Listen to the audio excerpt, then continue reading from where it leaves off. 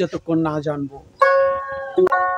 হযরত খাজা মঈনুদ্দিন চিশতি রাহমাতুল্লাহ আলাইহি তিনি অষ্টম মজলিসে ষষ্ঠ মজলিসের ভিতরে উনি বয়ান দেওয়ার বেলায় বলিলেন, সুলতানুল আরিফিন এই নামের উপাধি কি করে পাওয়া যায়, কি করে পাইলেন সে সম্পর্কে আমি বলি। তখন তিনি বলতে গিয়ে একটি ঘটনা বললেন, সেটা হলেন আহমদ মাসুক রাহমাতুল্লাহ আলাইহির ঘটনা। খাজা মঈনুদ্দিন চিশতি বললেন যে আহমদ মাসুক রাহমাতুল্লাহ আলাইহি একদিন গভীর রাত্রে ঠান্ডা পানিতে নামলেন, নেমে বললেন, হে আল্লাহ, যতক্ষণ না পর্যন্ত আমার নিজের পরিচয় না জানবো ততক্ষণ পর্যন্ত এই পানির থেকে আমি আর উঠবো না। সত্যি তিনি সেই হাড় কাঁপানো শীতে ঠান্ডা পানির মধ্যে দাঁড়াইয়া রহিলেন।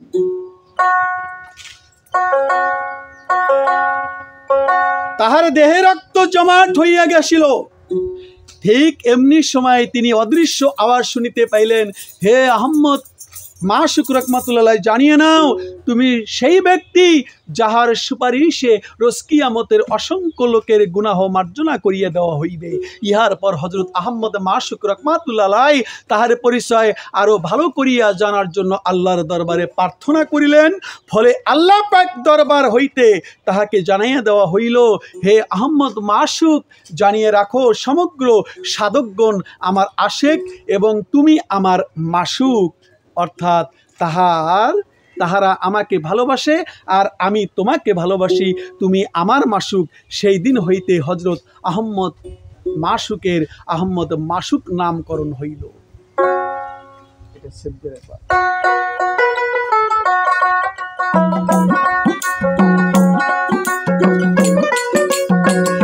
সমস্ত ওলি আল্লাহ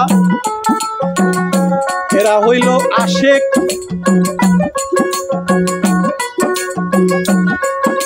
আর আমাকে ভালোবাসে সমস্ত আউলিয়া দরবেশ। আমি ভালোবাসি তোমায়,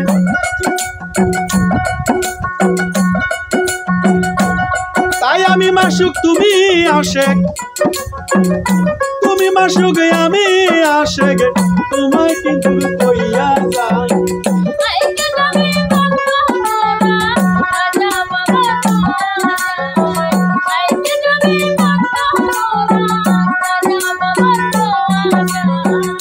সমস্ত সাধক পৃথিবীতে আমার আশেক, এবং কিন্তু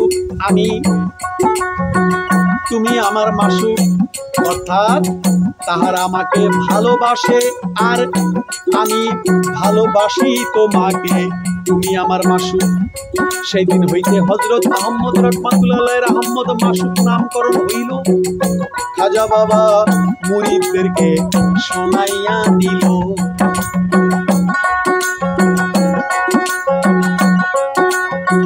যার জ্বালা সে জানে রে দরদি, ওরে জ্বালা পানিতেও নিভে, ইশকের আগুন জ্বলে জাহান বাজান রে, আল্লাহর ইশকের আগুন জ্বলে এ দরদি, জ্বলেও তো নিবে না রে দরদি, ওরে জ্বালা যার জ্বালা সেই জানে।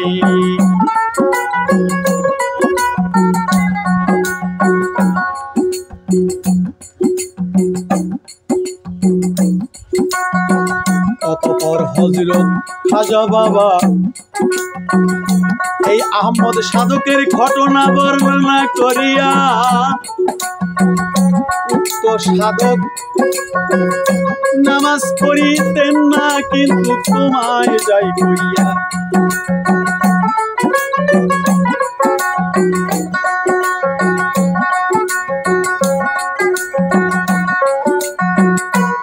হযরত খাজা মঈনুদ্দিন রাহমাতুল্লাহ আলাইহি এই আহমদ সাধকের আরো কিছু সাধকের বর্ণনার ঘটনা বর্ণনা করিলেন। উক্ত সাধক নামাজ আদায় করিতেন না। লোকগণ ইহার কারণ জিজ্ঞাসা করিলে খাজা মঈনুদ্দিন চিশতি জবাবে বলিলেন, নামাজ আদায় করি, তবে সূরা ফাতিহা ব্যতীত। লোকগণ বলিল, সে কেমন কথা খাজা মঈনুদ্দিন চিশতি, কেন এইরূপ করিয়াছেন হুজুর গো? কেন এরকম সূরা ফাতিহা ছাড়া নামাজ পড়িয়েছেন? খাজা বাবা বলিলেন, সূরা ফাতিহাও পাঠ করি, কিন্তু ইয়াকা নাবুদু ওয়া ইয়াকা নাস্তাইনু ব্যতীত। তা শুনিয়া লোকজন বলিল, না, আপনি তাও অবশ্যই পাঠ করিবেন। এ ব্যাপারে তাহার সাথে লোকদের দীর্ঘ সময় কথাবার্তা হইল। ইহার পর নামাজের ওয়াক্ত হইলেন, তিনি নামাজে দাঁড়াইয়া সূরা ফাতিহা পাঠ শুরু করিলেন। যখন তিনি ইয়াকা নাবুদু ওয়া ইয়াকা নাস্তাইনু পর্যন্ত পৌঁছিলেন, তখন তাহার দেহের সব ধমনী হইতে রক্তের ধারা প্রবাহিত হইল। তখন তিনি লোকগণকে লক্ষ্য করিয়া বলিলেন, এখন তোমরাই বলো, আমার উপর নামাজ আদায় করা জায়েজ হইবে কিনা? হযরতে খাজা রাহমাতুল্লাহ আলাইহি এই পর্যন্ত তাহার বক্তব্য শেষ করিয়া আল্লাহর ইবাদতে লিপ্ত হইলেন, এবং আমিও তাহার নিকট হইতে বিদায় নিলাম।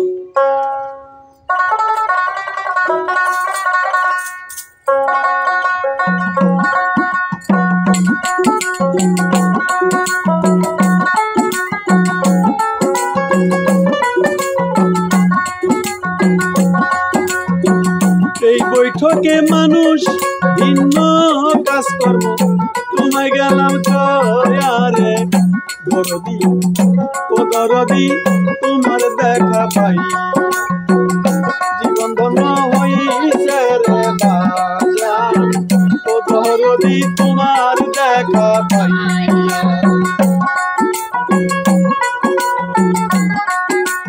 নবম মজলিসে বয়ান করলেন খাজা মঈনুদ্দিন চিশতি উপার্জন প্রসঙ্গে। ওই বৈঠকে মানুষের বিভিন্ন কাজকর্ম এবং রুজি উপার্জন সম্পর্কে আলোচনা হয়েছিল। গরিবের নওয়াজ খাজা মঈনুদ্দিন আল হাসানি আল হুসাইনি বক্তব্য দিলেন, একদিন তোমরা শুনে রাখো, একদিন হুজুর পাক সাল্লাল্লাহু আলাইহি সাল্লাম তার সাহাবীগণ সহ দরবারে উপস্থিত ছিলেন। এমন সময় এক ব্যক্তি দাঁড়াইয়া আরজ করিল, ইয়া রাসূলুল্লাহ, আমি যেই কাজটি করিয়াছি সেই কাজ সম্পর্কে আপনার অভিমত ব্যক্ত করুন। নবীজি জিজ্ঞেস করিলেন, তুমি কি কাজ করিয়াছো বাবা? ওই লোকটি বলিল, আয় উপার্জন কাজ। শুনিয়া হুজুর পাক সাল্লাল্লাহু আলাইহি সাল্লাম বলিলেন, যদি তুমি সৎ পথে থাকিয়া এই কাজ করো, তবে তাহা খুব উত্তম কাজ। রোজ কিয়ামতে তুমি হযরত ইদ্রিস আলাইহিস সালামের সাথে বেহেশতে প্রবেশ করিবে। ইহার পর আরেক ব্যক্তি দাঁড়াই আরজ করিল, ইয়া রাসূলুল্লাহ, নবীজির কথা কিন্তু খাজা বাবা নবম মজলিসে বয়ান করতেছি, তোমরা শুনে রাখো আমার ভক্তগণ। নবীজি এক ব্যক্তি দাঁড়াইয়া বললেন, ইয়া রাসূলুল্লাহ, আমার কাজটি সম্পর্কে আপনি কি বলেন? নবীজি জিজ্ঞেস করিলেন, তুমি কি কাজ করো?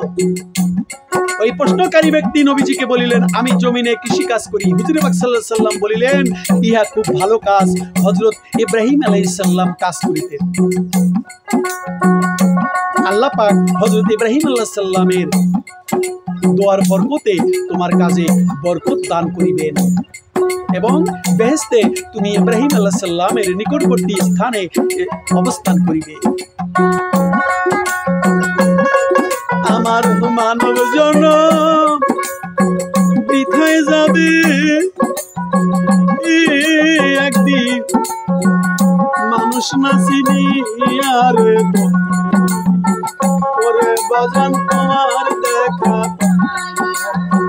জীবন ধন্য হইছে রে দরদি, ও শামসুল জান তোমার দেখা পাইয়া।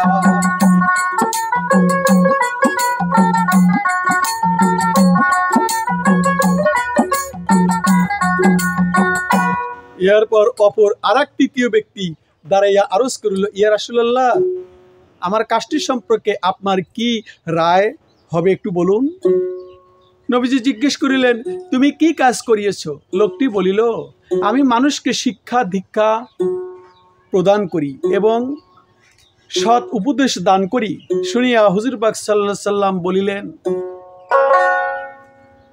তোমার এই কাজকে আল্লাহু রাব্বুল আলামিন অত্যন্ত পছন্দ করেন। যদি তুমি মানুষকে সুশিক্ষা দান করো এবং সৎ উপদেশ দাও, তাহলে আল্লাহ পাক তোমাকে হযরতে খেজর আলাইহিস সালামের পুণ্য দান করিবেন। যদি তোমার মধ্যে ন্যায় নিষ্ঠা বজায় থাকে, ইহা হইলে আসমানের ফেরেশতাগণ তোমার জন্য আল্লাহর দরবারে মার্জনা প্রার্থনা করিবেন। ইহার পর আরেক ব্যক্তি রাসূল পাক সাল্লাল্লাহু আলাইহি সাল্লামকে পর্যায়ক্রমে সেই সবার ভিতরে অনেক সাহাবীরা দাঁড়ায় দাঁড়ায় প্রশ্ন করতে শুরু করলো। আরেক সাহাবী দাঁড়াইয়া বলিলেন, ইয়া রাসূলুল্লাহ, আমার অবিলম্বিত কাজটি সম্পর্কে আপনার মতামত জানিতে আশা করিতেছি। হুজুর পাক সাল্লাল্লাহু আলাইহি সাল্লাম বলিলেন, তুমি কি কাজ অবলম্বন করিয়াছো বলো? লোকটি বলিল, হুজুর, আমি ব্যবসা বাণিজ্য করিতেছি। তাহা শুনিয়া আমার হুজুর পাক সাল্লাল্লাহু আলাইহি সাল্লাম বলিলেন, খুব ভালো কাজ করিয়েছো। যদি তুমি সততা রক্ষা করিয়া এ কাজ করো, তা হইলে তুমি পরকালে বেহেশতে নবী রাসূলদের সাথে একাত্রিতে বসবাস করিবে। ততবার হযরতে খাজা আরো বলিলেন, হালাল রুজি উপার্জন কারিগণ আল্লাহ পাকের প্রিয় পাত্র, তবে শর্ত হইল যথাযথভাবে নামাজের পায়বন্দ থাকিতে হইবে, শরীয়তের সীমা অতিক্রম হইতে বাঁচিয়া থাকিতে হইবে, শরীয়ত সীমিত ক্রম হইতে বাঁচিয়া থাকিতে হইবে। হাদিস শরীফে আসিয়াছে যে এই শ্রেণীর ব্যবসায়ীগণ, রুজি উপার্জনকারীগণ আল্লাহ পাকের প্রিয় বান্দা এবং সিদ্দিকদের সমতুল্য।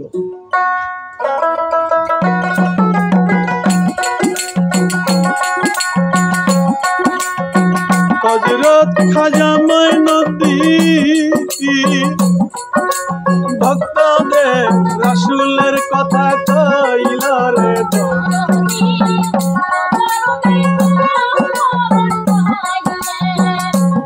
ধন্য হইল রে।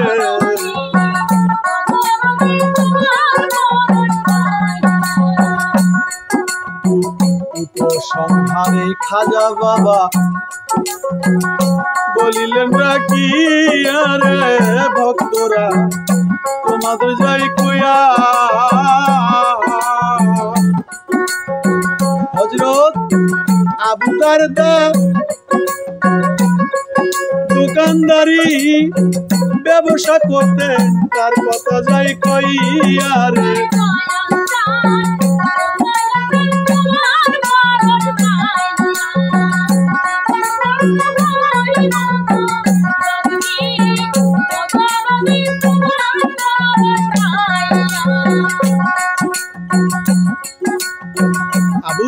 হযরত আবু দারদা একজন আল্লাহর ওলি, দোকানদারি ব্যবসা করিতেন। যখন শেষ জীবনে তিনি প্রকৃত মুসলমানি হওয়ার ইচ্ছুক, এই মুসলমানির ভাবভঙ্গিমাটা কি তিনি তখন বলে গেছেন।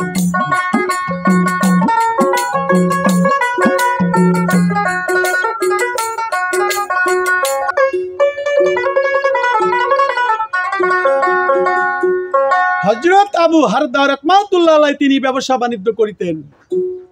মুসলমানি হাকিকত উপলব্ধি করলেন, তখন তিনি তাহার ব্যবসা ছাড়িয়ে দিলেন। লোকজন জিজ্ঞাসা করিল, আপনি ব্যবসা ছাড়িয়ে দিলেন কেন? জবাবে আবু হারদা রাহমাতুল্লাহ আলাইহি বলিলেন যে, যখন দেখিলাম যে ব্যবসা বাণিজ্য করিয়া মুসলমানি ঠিক রাখা যায় না, তখন আমি তাহা ছাড়িয়ে দিলাম। অর্থাৎ ব্যবসার ভিতরে ভেজাল হবে, এই কারণে ব্যবসা ছাড়িয়ে দিল, মুসলমানি টিকে না। এই ঘটনা বলিবার পরও হযরতে খাজা রাহমাতুল্লাহ আলাইহি বলিলেন যে, তবু যদি ব্যবসায়ী ব্যক্তি মনে এইরূপ ধারণা রাখে যে প্রকৃতপক্ষে রুজির মালিক আল্লাহ তাআলা, এই রূপ ধারণা রাখিয়া সৎভাবে ব্যবসা করে, তবে সেই সত্য আল্লাহর দরবারে সিদ্দিক তুল্য।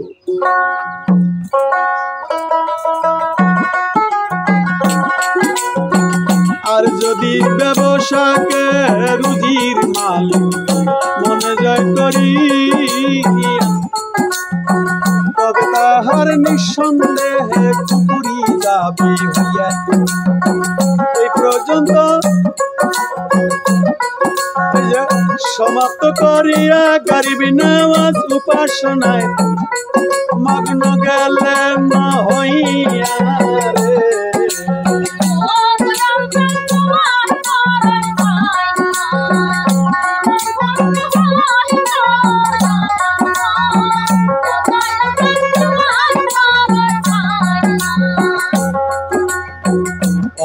বৈঠকে খাজা মঈনুদ্দিন,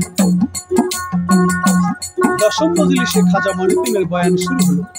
বালা মুসিবত ধৈর্য অবলম্বন করা। অত্র বৈঠকে খাজা বাবা বিপদে ধৈর্য ধারণ করা, ভক্তদেরকে কয় ডাকিয়া তোমরা ধৈর্য যাও ধরিয়া রে।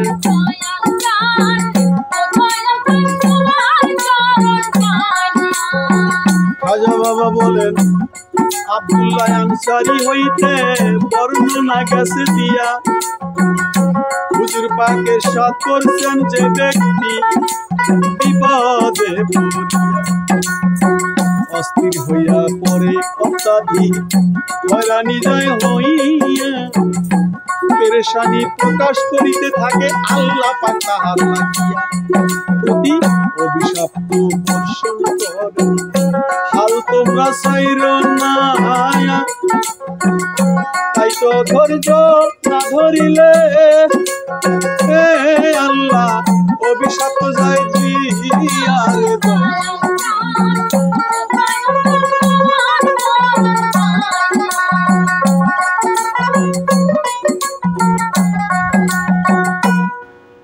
খাজা মঈনুদ্দিন রাসূল করিম সাল্লাল্লাহু আলাইহি ওয়াসাল্লাম আরো বলিলেন, উচ্চ পর্যায়ের মাশায়েখগণ, খাজা বাবা বলিলেন উচ্চ পর্যায়ের মাশায়েখগণে বলিয়েছেন, কোনরূপ বালা মুসিবতের শিকার হইয়া চরম অধীরতা প্রকাশ করা কুপুরীর সদৃশ্য। আর যাহারা এইরূপ করিয়া থাকে তাহাদের নাম মুনাফিকদের দপ্তরে লিপিবদ্ধ করা হয়। যাহারা ধৈর্য ধারণ হয় করতে পারে না, অস্থিরতার মধ্যে দিন কাটায়, আর যাহারা কোনরূপ বিপদপূর্ণ হইয়াও শোরগোল শুরু করিয়া দেয়, তাহাদের উপর আল্লাহ পাকের অভিশাপ তো অবতীর্ণ হয়। তিনি বলিলেন, খাজা মঈনুদ্দিন চিশতি বলিলেন, বুজুর্গগণ এইরূপও বলিয়েছেন যে যেই ব্যক্তি বালা মুসিবতে পড়িয়া অস্থিরভাবে সে রনাজারি এবং চেঁচামেচি শুরু করে, তাহা কুপুরি বৈকি। তাহার আমলনামায় 40 দিনের পরিমাণ গুনাহ লিপিবদ্ধ করা হয় এবং তাহার আমলনামা হইতে 100 বৎসরের পরিমাণ পুণ্য মুছিয়ে ফেলা হয়। এই অবস্থা যদি তাহার মৃত্যু ঘটে, তবে সে পরকালে দোজখে শয়তানের সাথে কালযাপন করিবেন। হযরত খাজা বাবা বলে গেলেন,